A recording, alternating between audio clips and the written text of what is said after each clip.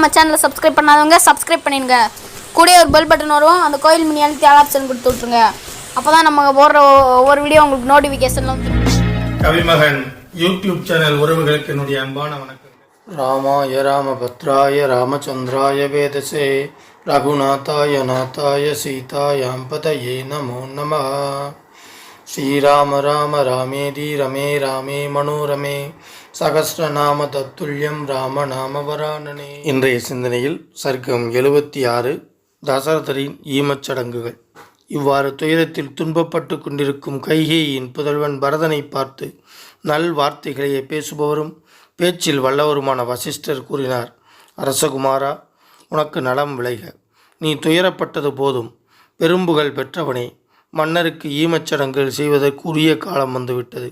வசிஷ்டருடைய சொற்களை கேட்டு தர்மமறிந்த பரதன் அவர் திருவடிகளில் வணங்கிவிட்டு இறந்தவருக்கான சடங்குகள் அனைத்தையும் செய்வித்தார்.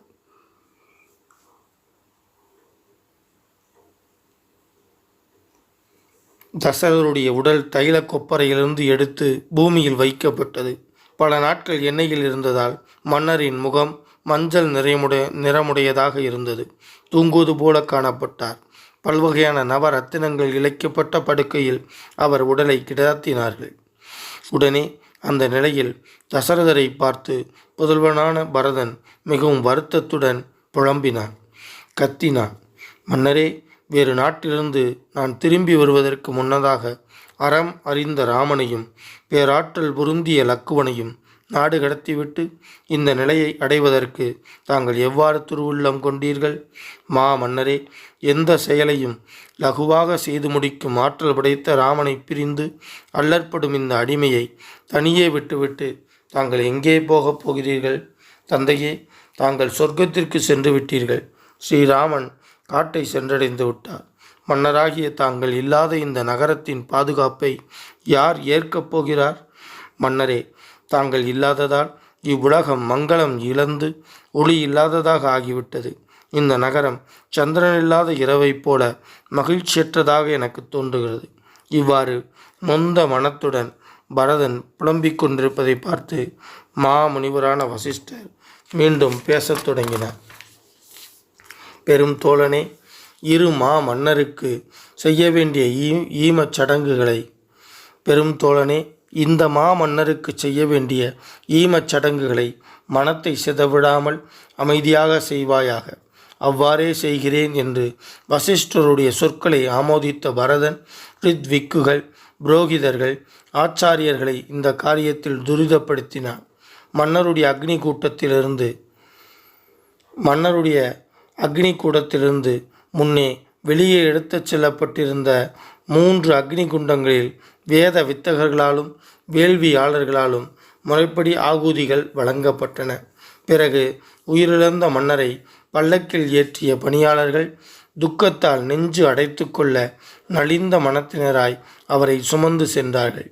மக்கள் மன்னருக்கு முன்பாக பொன் வெள்ளி நாணயங்களையும் வகை வகையான துணிமணிகளையும் சாலையில் இறைத்து கொண்டு சென்றார்கள்.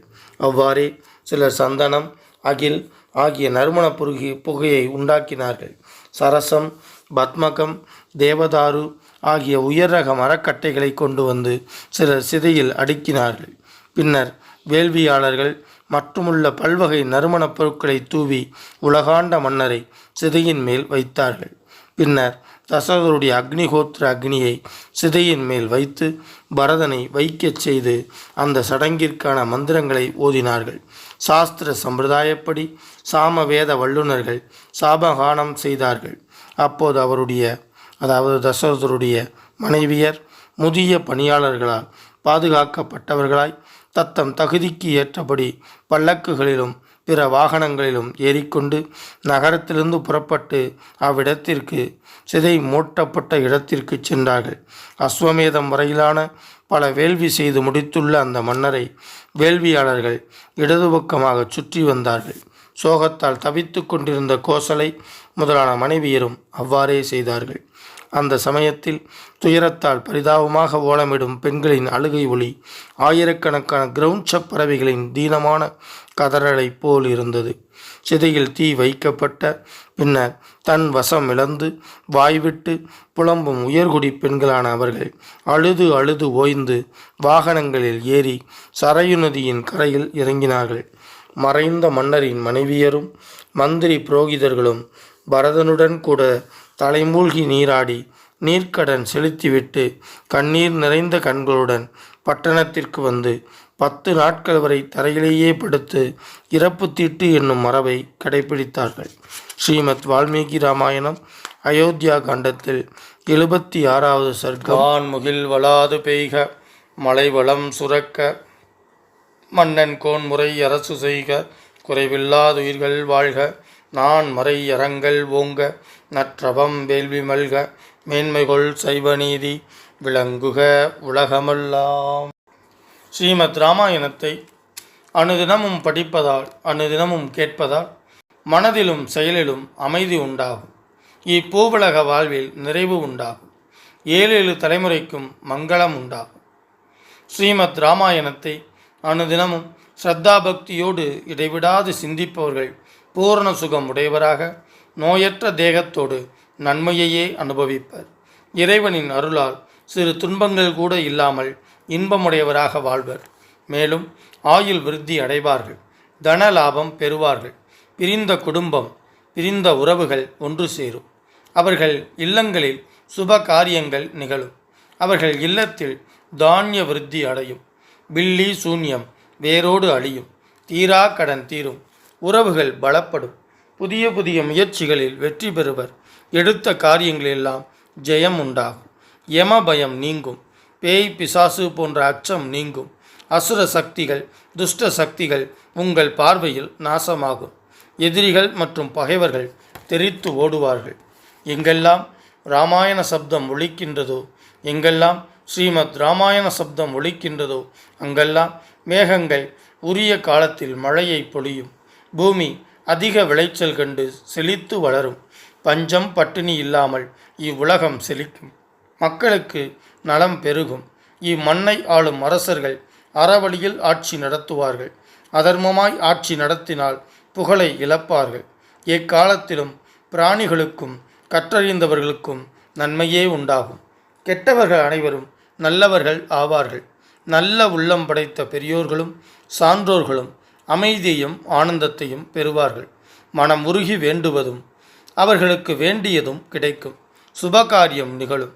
மக்கட்பேறு அடைவர். வம்பு வழக்குகளில் பிரம்மாண்டமான வெற்றி கிட்டும். வாழ்வின் நிறைவில் பேரின்ப பேரளிக்கும் மோட்சம் கிட்டும். மூர்த்தி எல்லாம் வாழி எங்கள் மோனகுருவாளி அருள் வார்த்தை என்றும் வாழி அன்பர் வாழி பராபரமே. ஓம் சாந்தி சாந்தி சாந்தி. ஹரி ஓம். பாரதி சொன்ன மாதிரி 8 திக்குகளிலும் இந்த தமிழை கொண்டு சேர்க்க வேண்டும் அப்படின்னா நீங்க சப்ஸ்கிரைப் பண்ணணும், லைக் பண்ணணும், கமெண்ட்ஸ் பண்ணணும். நன்றி, வணக்கம். இதுவரைக்கும் நம்ம சேனலை சப்ஸ்கிரைப் பண்ணாதவங்க சப்ஸ்கிரைப் பண்ணிடுங்க. கூட ஒரு பெல் பட்டன் வரும், அந்த கோயில் மினி அழுத்தி ஆல் ஆப்ஷன் கொடுத்து விட்ருங்க. அப்போ தான் நம்ம போடுற ஒவ்வொரு வீடியோ உங்களுக்கு நோட்டிஃபிகேஷனில் வந்துடும்.